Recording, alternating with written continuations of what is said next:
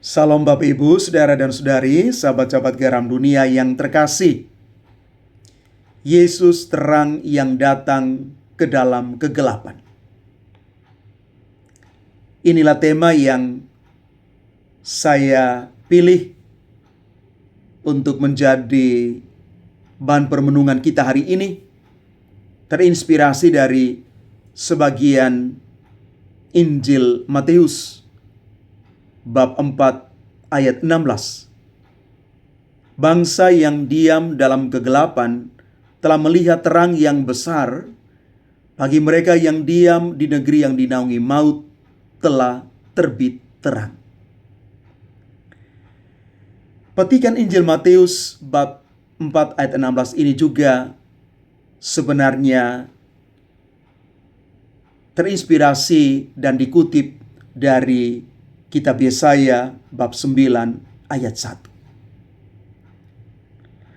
Bapak Ibu Saudara-saudari terkasih, Yesus datang ke tempat yang tidak terduga. Setelah Yohanes Pembaptis ditangkap, Yesus justru menyingkir ke Kapernaum di wilayah Zebulun dan Naftali, daerah yang disebut Galilea bangsa-bangsa lain.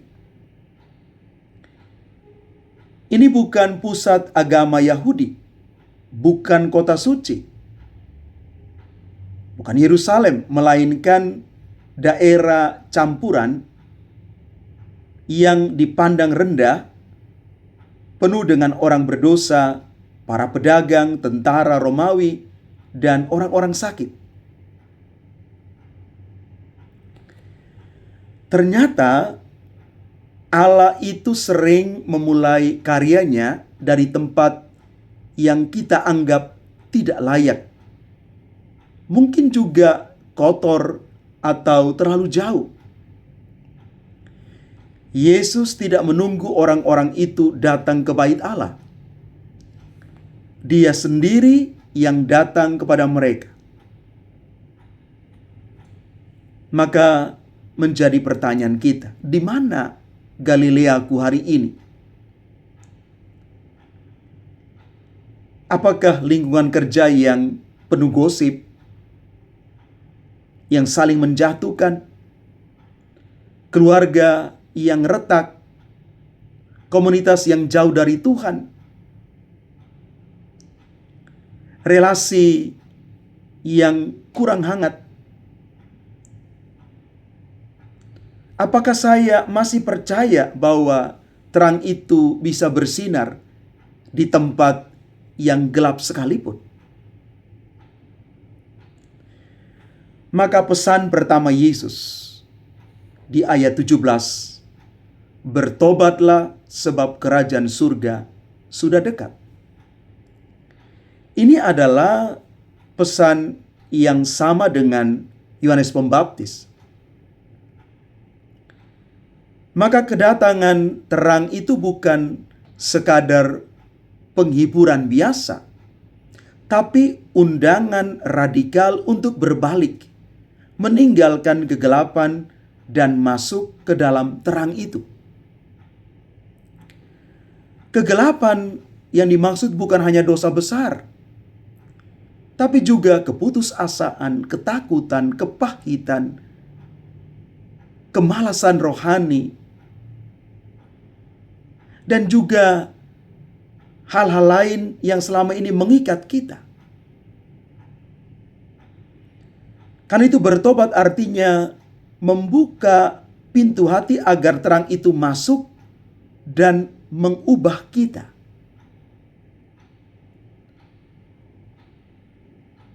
Yesus mampu mengubah hati yang terbuka, hati yang siap menerima perubahan itu.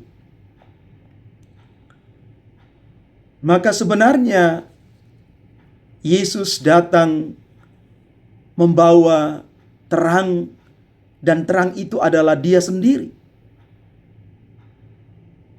Yesus datang dengan pelayanan yang utuh. Matius merangkum pelayanan Yesus dalam 3 hal. Pertama, Yesus mengajar di rumah-rumah ibadat, menyapa akal budi dan hati nurani.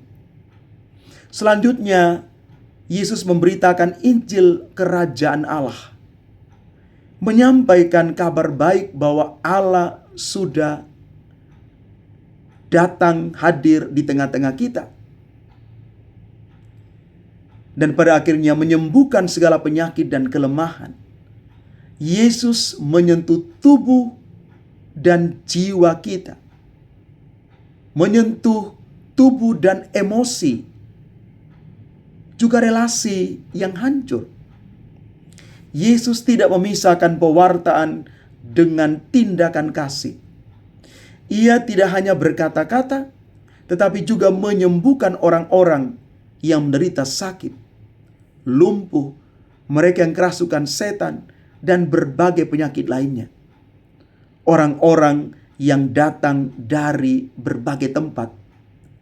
Galilea, Dekapolis, Yerusalem, Yudea, bahkan dari seberang sungai Yordan. Maka Bapak Ibu Saudara-saudari terkasih, kita mau merenungkan bersama bahwa gereja kita semua ini dipanggil menjadi cahaya dunia dengan cara yang sama. Bukan hanya berkata-kata, tetapi juga menyembuhkan dengan tindakan. Kita siap untuk menjadi pendengar yang baik, siap untuk mengampuni, menolong, bahkan meringankan beban orang lain. Yesus tidak memilih orang. Bahkan orang yang paling rusak sekalipun Yesus terima. Maka kita juga diajak menjadi seperti Yesus yang punya hati terbuka bagi siapa saja. Semoga kita siap menerima terang Kristus dan kita juga siap membagi terang itu bagi orang-orang di sekitar kita. Terang yang kita tunjukkan lewat kata dan perbuatan kita yang baik. Tuhan memberkati kita sekalian. Amin.